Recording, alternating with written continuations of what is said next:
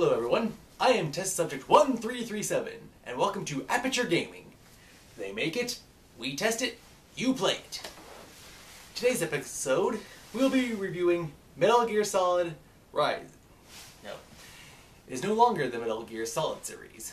It is now Metal Gear Rising, and today's entry is Revengeance. Before we go any further with this episode, this public service announcement, brought to you by the good people at Aperture Science. This video is reviewing an M-rated video game, and we do not want to offend anyone or be blocked by regional blocks or age restrictions, so this video we will have no spoilers, or very few as possible, and we will not go into the depths of the rated M mature thing. Now there is a thing where you can turn off the blood, but then it's replaced with a white paste like from the robots from Guns of the Patriots, but yeah, still, this game is pretty intense. It is violent, and it is rated M for a reason. Trust me. And with all the negative press that video games get, this is something you do not want to be given into the hands of your kids. But as I am over the age limit to get M-rated games, I enjoyed it. It was originally supposed to be called Metal Gear Solid Rising, and it was supposed to take place before the Guns of the Patriots game. But that idea got kicked out the window, and instead Solid became Rising, and it became the sequel to Guns of the Patriots, taking place a few years after the fact. The game stars Raiden, everyone's favorite cyborg samurai, from Guns of the Patriots, only bigger, badder, robotier, and better. Is like the main protagonist in every series, trying to save the world from some unknown threat or evil. So yeah, I rented this game for 2 days, and I would have beaten it if I had had it for 1 day longer. Now the question is, Test Subject 1337, why are you reviewing a game that you haven't beaten yet? You know how with almost every Metal Gear game that we've played so far, they've had enough cutscenes to pretty much make up their own movie series? Or multiple movie series? Yeah.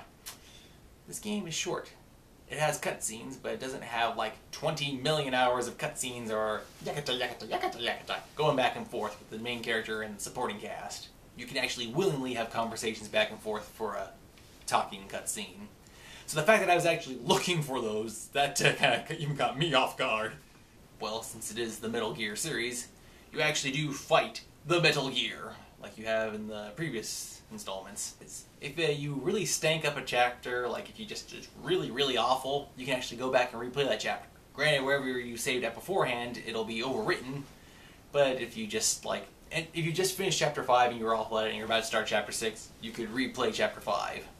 Throughout the game, while you're running around hacky slashing it up like crazy, you can find collectibles like artwork, or you can unlock VR training. Well, that is for if you're the PlayStation 3 owner. They said there will be DLC coming for that later. And then I've actually seen 2 just cosmetic upgrades. Like they want you to pay 20 grand to either have a red striping, or to 20 grand to buy a mariachi hat and poncho. I think Hideo Kojima is heavily borrowing from One Piece. It's an anime/manga. And there are characters that have supernatural abilities because of magic fruit that they eat. If you're into the series, you get it. It makes more sense. And 2 of the villains, I am 100% positive, are based after characters from One Piece.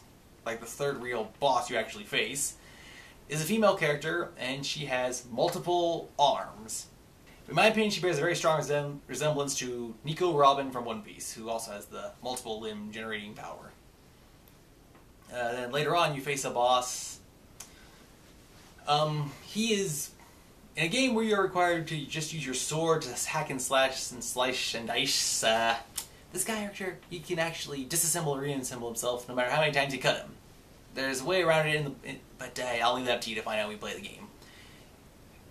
And step forth from the One Piece, Buggy the Clown, Captain Buggy the Clown. Well, wait, the chop fruit. He can have a limb slice off, and then floats around midair, and then just flies back and reattaches onto his body. Very much like this guy. So yeah, Hideo Kojima is borrowing from One Piece. Pretty sure there's some other One Piece references there, but I'll have to look a little later for that.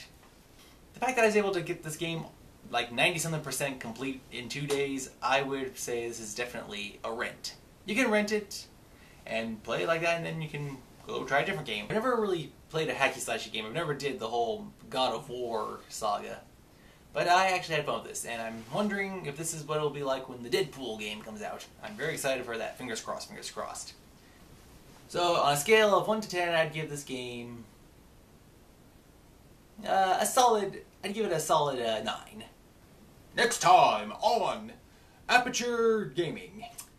On the show, I will talk about the first of a 3-part DLC for Assassin's Creed 3, The Tyranny of King George, where we look at to see how this DLC adds to the game.